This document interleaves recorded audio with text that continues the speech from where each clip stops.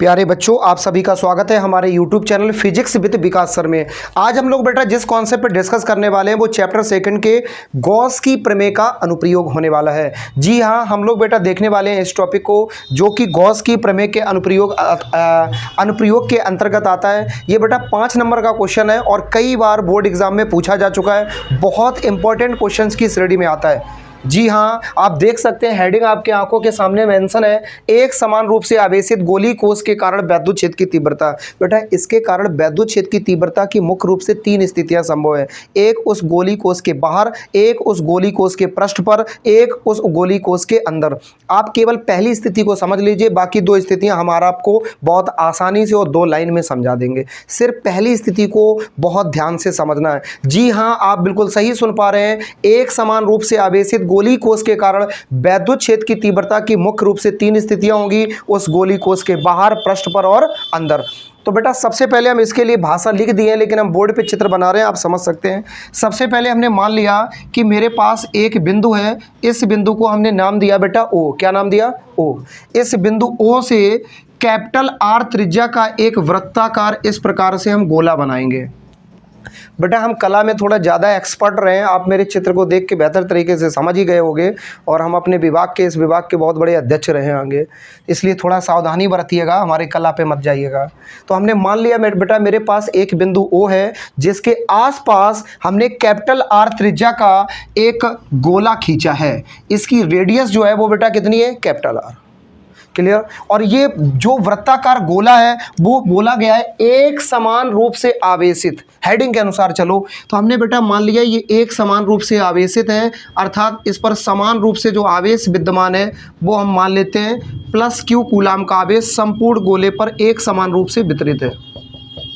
फिर से सुनो, जैसा हेडिंग में बोला गया एक एक पॉइंट फॉलो करो। एक समान रूप से आवेशित, यानी मेरे पास कैपिटल आर त्रिज्या का एक गोला है जो कि एक समान रूप से आवेशित है, के कारण इस गोली कोश के कारण किसका मान निकालना है बेटा? वैद्युत क्षेत्र की तीव्रता ई का मान निकालना है। लेकिन बेटा हम जो पढ़ रहे हैं वो गॉस के नियम के अनुप्रयोग हैं। गॉस के नियम के अनुप्रयोग से सीधा तात्पर्य है कि गॉस के नियम से ही हल करेंगे। चलिए हम लोग डिटेल में बात कर लेते हैं। इसके कारण वैद्युत क्षेत्र की तीव्रता की 3 स्थितियां संभव हैं। एक, इस गोली कोश के बाहर हमने जैसे मान लिया यहाँ पे एक बिंदु P है, इस बिंदु P के लिए हो जाएगा। हम मान सकते हैं यही बिंदु P यहाँ ना होके यहाँ होगा, ये दूसरी स्थिति होगी, और तीसरा बिंदु इसके अंदर होगा। क्लियर? फिर से सुनिए, बाहर, पृष्ठ पर और अंदर। पहली स्थिति आप समझ लीजिए, दूसरी और तीसरी हम समझा के ही मानेंगे।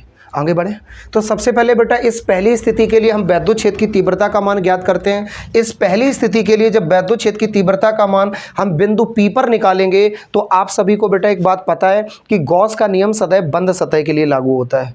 बताओ मालूम है कि नहीं मालूम है? तो बेटा हम यहाँ पे कॉमन सी इस बिंदु P के लिए एक चारों ओर इसके बंद सतह की कल्पना करेंगे, तो इस प्रकार से हमें एक वृत्ताकार पृष्ठ यानी गोलाकार पृष्ठ प्राप्त होगा।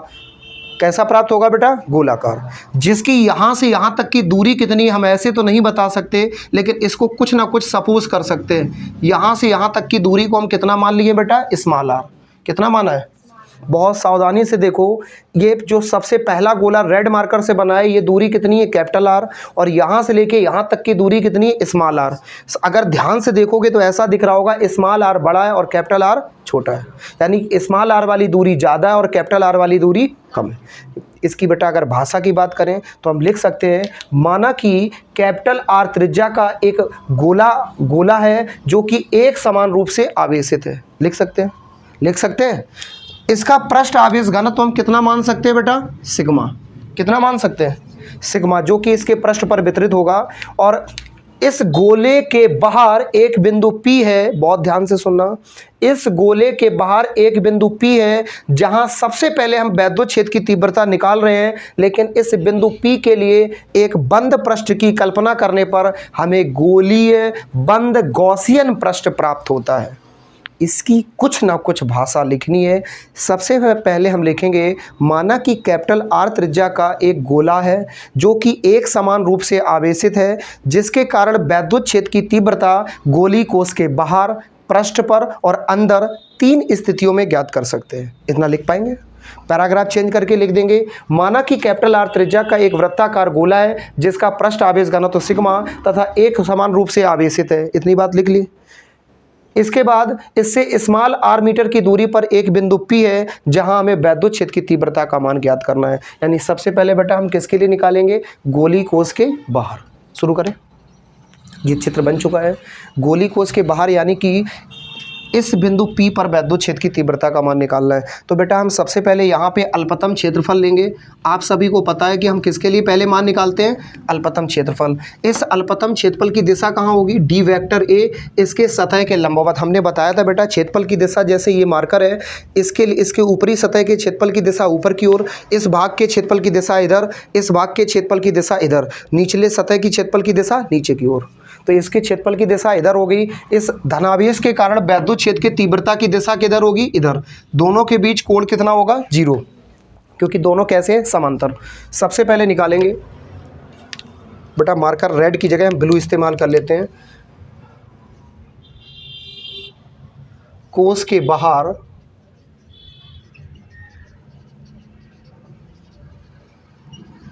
अल्पतम वैद्युत फ्लक्स, क्या निकालना है बेटा, अल्पतम वैद्युत फ्लक्स। तो अल्पतम वैद्युत फ्लक्स क्या होगा, डी फाई ई बराबर वेक्टर ई, आपने रूल पढ़ा होगा, सीधा सा इन दोनों का अदिश गुणन, vector E dot d vector ए। इसका बेटा वेक्टर रूप तोड़ने के लिए एक सूत्र लगा सकते हैं हम। आपने मैथ में और फिजिक्स में 11वीं क्लास में पढ़ा होगा, अगर नहीं पढ़ा है तो अभी पढ़ लीजिए। Vector A dot vector B को हम लिख सकते हैं ए बी कॉस थीटा। वैसे ही इस सूत्र को हम तोड़ के बेटा क्या लिख सकते हैं, D phi E is also written as like a E D A cos theta. कोई प्रॉब्लम तो नहीं। डी फाई को क्या लिख सकते हैं, vector E dot d vector A. वैसे ही vector A dot vector B हमारा ए बी कॉस थीटा है, तो इसको बेटा हम तोड़ के ये लिख सकते हैं। इसमें थीटा क्या है, वेक्टर ई और डी वेक्टर ए के बीच बनने वाला कोण, दो समांतर रेखाओं के बीच कोण कितना होता है बेटा, 0। तो यहाँ पे हम थीटा का मान कितना रखेंगे बउआ, 0। कोई दिक्कत तो नहीं। थीटा का मान जब 0 रखेंगे तो फॉर्मेट बनेगी डी फाई ई बराबर E D A into cos 0। कोई दिक्कत तो नहीं बेटा। अब cos 0 का मान रखो, बच्चा जानता है cos 0 का मान कितना होता है, बताओ, 1। कितना होता है बेटा, तो फाइनली हम लिख सकते हैं D phi E equal E D A into 1 का बेटा मल्टीप्लाई करेंगे, कोई फ़र्क पड़ेगा क्या। तो फाइनली हम कह सकते हैं डी फाई ई बराबर ई डी ए। कोई दिक्कत तो नहीं बेटा। हमने क्या निकाला है, इस गोली कोश के बाहर जो बिंदु P माना था, इस बिंदु P पर अल्पतम वैद्युत फ्लक्स निकाला है इस अल्पतम क्षेत्रफल के कारण। अब कुल क्षेत्रफल के कारण निकालते हैं अगर इस बिंदु P पर, तो क्या निकलेगा, लिखेंगे कुल क्षेत्रफल के लिए जब हल करेंगे तो डी फाई की जगह क्या लिखेंगे बेटा, फाई। तो ये हम जब कुल क्षेत्रफल के लिए निकालेंगे तो क्या निकलेगा, कुल वैद्युत फ्लक्स। डी फाई की जगह फाई आ गया। अब यहाँ पे बेटा क्या कर लगेगा, इंटीग्रेशन, क्योंकि इसका हम करेंगे समाकलन। Integration closed surface, clause surface से तात्पर्य बेटा हम बंद सतह के लिए हल कर रहे हैं, और डी ए का डी ए रहेगा, ई हमारा बाहर आ जाएगा। क्या आ जाएगा बेटा, बाहर। अब समाकलन किसका होगा, डी ए का, और डी ए का समाकलन बेटा हो जाएगा ए। क्यों हो गया, क्योंकि हम जिसके सापेक्ष समाकलन करते हैं फिर वही अक्षर उसका समाकलन हो जाता है। हो सकता है आपको यहाँ ये स्टेप समझ में ना आई हो, हम दोबारा लिख देते हैं। ई अचर पद की वजह से बाहर आ गया, integration closed surface D A ऊपर लिखते हैं। ध्यान से देखो बेटा, ई अचर पद यूं ही लिखा रहेगा, डी ए का समाकलन क्या हो जाएगा, ए। ऐसे समझ लो, अगर हम x के सापेक्ष कर रहे होते तो dx का x हो जाता है, dy का y हो जाता है, dz का z हो जाता है। क्लियर बेटा। फाइनली फाई बराबर ई ए हो गया। यहाँ पे ए क्या है, इस बाहरी गोली पृष्ठ का क्षेत्रफल, और गोले का क्षेत्रफल क्या होता है, 4 पाई आर स्क्वायर। क्या होता है बेटा, तो ए बराबर हम लिख सकते हैं 4 पाई आर स्क्वायर। क्यों, क्योंकि ये क्या है बेटा, गोले का क्षेत्रफल। आगे बढ़े, मान रख दो ए का। तो फाइनली हम लिख सकते हैं बेटा फाई ई बराबर ई, ए की जगह क्या लिखेंगे, 4 पाई आर स्क्वायर। इसको मान लो बेटा समीकरण नंबर 1। अभी आंसर नहीं आया है, हम गॉस के प्रमेय की सहायता से इसको हल कर रहे हैं, तो गॉस के नियम का प्रयोग करेंगे। और अभी हमने सिर्फ इतना ज्ञात कर पाया है, इस बिंदु O से स्मॉल r मीटर की दूरी पर जो बिंदु P है, यहाँ पे हमने जो बंद सतह की कल्पना की, बंद की सतह की कल्पना करने पर जो हमें बाहरी गोली पृष्ठ प्राप्त हुआ, इसके अल्पतम क्षेत्रफल के कारण वैद्युत फ्लक्स यहाँ से ज्ञात करना शुरू किया, और कुल वैद्युत फ्लक्स इतना निकला। किसके कारण बेटा, बिंदु P पर बाहरी क्षेत्रफल के कारण। अब हम क्या निकालेंगे, गॉस के नियम का अनुप्रयोग लगाते हैं, यानी गॉस की कॉन्सेप्ट लगाते हैं। लिखेंगे, इसको यहीं होल्ड करना है। इसके बाद गॉस की प्रमेय से बताओ बेटा, बच्चा जानता है गॉस की प्रमेय क्या होती है, फाई बराबर क्यू अपॉन एप्सिलॉन नॉट। अब इसको हम इससे कैसे संबंधित करें, ये तो गॉस की प्रमेय हो गई। एप्सिलॉन नॉट तो कांस्टेंट होता है, क्यू को बेटा हम क्या लिख सकते हैं, क्यू क्या है, इसका पृष्ठ आवेश घनत्व तो सिग्मा है। तो आप एक बात बताओ, पृष्ठ आवेश घनत्व सिग्मा बराबर हमने एक सूत्र पढ़ाया क्यू अपॉन ए, यानी क्यू का मान अगर निकालना चाहें तो क्या लिख सकते हैं, सिग्मा इंटू, भाई ए इधर आया मल्टीप्लाई में, सिग्मा इंटू ए बराबर क्यू, यानी क्यू को अगर हम लिखना चाहें लिख सकते हैं सिग्मा इंटू ए। लेकिन सिग्मा है कहाँ, इस आवेशित पृष्ठ पर। सिग्मा कहाँ है बेटा, आवेश कहाँ है, आवेशित पृष्ठ पर, यानी क्यू और सिग्मा दोनों किसके लिए, इसके लिए। बहुत ध्यान से देखो, अंदर वाले गोले के लिए। किसके लिए, जो भाग आवेशित है उसी पे तो पृष्ठ आवेश घनत्व तो है, जो भाग आवेशित है उसी पर तो आवेश है। आवेश केवल इसकी सतह पर है, अंदर वाले गोले पर। किसकी सतह पर है, तो अंदर वाले गोले का क्षेत्रफल ही तो होगा ए किसका क्षेत्रफल होगा, अंदर वाले गोले का क्षेत्रफल। तो यहाँ पे हम लिख सकते हैं, पहले लिखेंगे चूंकि, बहुत सावधानी से देखने की जरूरत है बेटा, चूंकि क्यू बराबर क्या होगा, सिग्मा इंटू ए, कोई दिक्कत तो नहीं।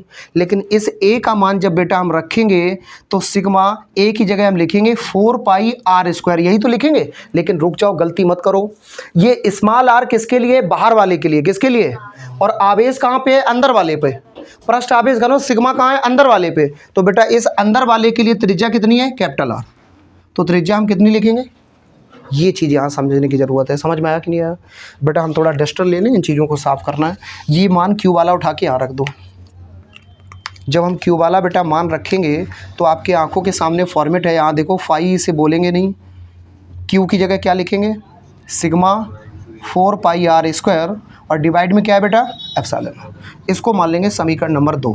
सबसे पहले बेटा कॉन्सेप्ट को हल करते समय हमने क्या किया, हमने एक कैपिटल आर त्रिज्या का एक गोली चालक माना जो कि एक समान रूप से आवेशित है, अर्थात संपूर्ण आवेश इसके पृष्ठ पर है। कहाँ पर है बेटा, पृष्ठ पर है। एक कॉन्सेप्ट होती है बेटा जिसको हम कहते हैं समविभव पृष्ठ, इससे मिलती जुलती है। इसका वीडियो जल्दी आएगा, तब आप स्पष्टता और उस चीज़ को डिटेल में समझ पाओगे। लेकिन पॉइंट समझ लो कि इसके बाहरी पृष्ठ पर आवेश है, ना कि इसके अंदर आवेश। इसके अंदर आवेश कैसा है, शून्य। यहाँ पे एक वर्ड लिखा है विलगित गोली चालक, इसको इंग्लिश में बोलते हैं आइसोलेटेड, अर्थात एक ऐसा भाग जिसके अंदर के हिस्से में आवेश सर्वत्र शून्य है, जिसके बाहरी पृष्ठों पर जो संपूर्ण आवेश है वो विद्यमान है।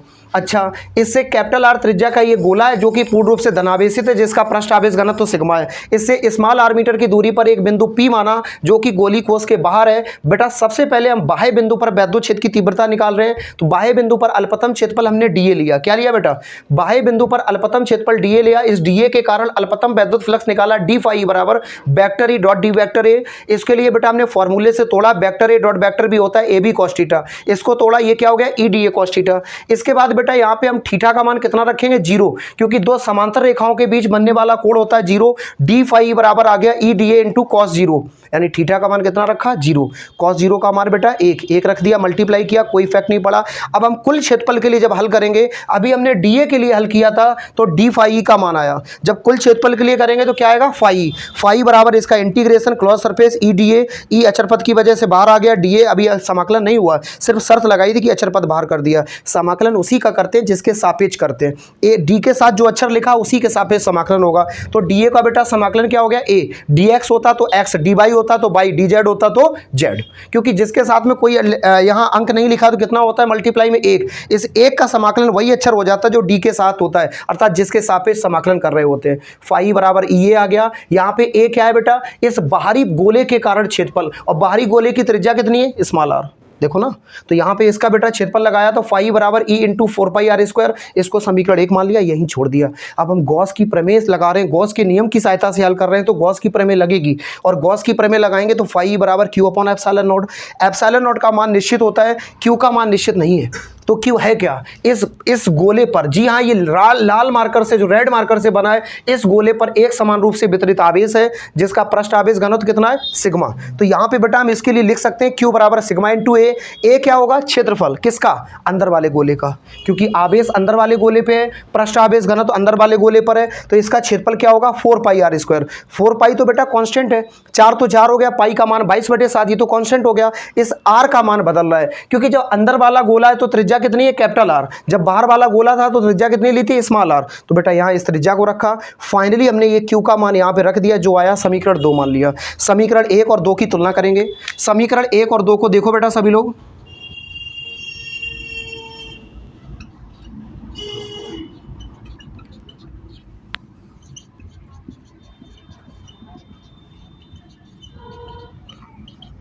आप अगर बेटा देख पा रहे होगे तो एक लॉजिक क्लियर होगा।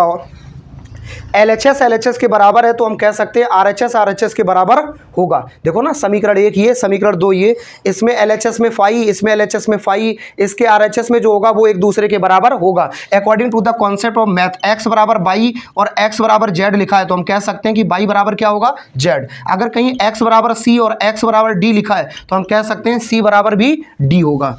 चलो बेटा इस प्रोसेस को हम लोग बेटा फॉलो करते हैं। तो समीकरण 1 और 2 के दोनों RHS उठाओ, E इंटू 4 पाई, देखो बेटा बहुत सावधानी से, R कैसी है, स्मॉल, इक्वल, ये लिखो sigma 4 pi capital R square is divided by epsilon not. इसको बेटा बहुत सावधानी से हल करना है, एक गलती सब बर्बाद कर देगी, गड़बड़ और घोटाला कर देगी।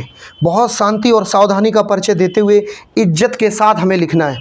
आपको पता है, हमें पता है, ये दोनों मल्टीप्लाई में, ये भी मल्टीप्लाई में। आपकी 4 पाई से 4 पाई कट गई, कट गई। R से R नहीं कट सकता, पूछो क्यों, पूछो, इसलिए नहीं कट सकता, ये स्मॉल आर है और ये कैपिटल आर है। इसको बेटा जो ये मल्टीप्लाई में लिखा है इसको डिवाइड में भेज दो। तो E इक्वल हम लिख सकते हैं बहुत सावधानी से, sigma upon epsilon naught into capital R square is divided by small r square. बेटा अगर आप देख पा रहे हो ध्यान से देखो, E की जगह E लिखा, फिर इस R स्क्वायर को उधर भेजना है, सिग्मा की जगह सिग्मा लिखा, एप्सिलॉन नॉट एक बार एप्सिलॉन नॉट लिखा, फिर इंटू लगा दिया, इस कैपिटल R स्क्वायर की जगह कैपिटल R स्क्वायर लिखा, और ये स्मॉल R स्क्वायर कहाँ गया, बटे में। बात एक ही है, कुछ नहीं, बस आगे पीछे व्यवस्थित करके लिख दिया इसको। इतनी बात क्लियर हुई। सबसे पहले बेटा आपको सबसे बड़ी अपॉर्चुनिटी मिल चुकी है, सबसे पहली ग्रांटेड सफलता हमें मिल चुकी है कि हमारे गोली कोष के बाहर वाले बिंदु पर वैद्युत क्षेत्र की तीव्रता का मान निकल आया। अब आप लोग बेटा सोच रहे होगे कि मास्टर इतनी देर में एक मान निकाल पाया और 2 मान कब निकलेंगे, निकल आए दोनों, और बस सावधानी का परिचय दो। सबसे पहले बेटा पहली कॉन्सेप्ट क्लियर हो गई। अगर आपको समझ में कम आया हो तो इस वीडियो को रिवाइज करके देख लीजिएगा, बहुत इंपॉर्टेंट कॉन्सेप्ट है, इसलिए समय लगता है।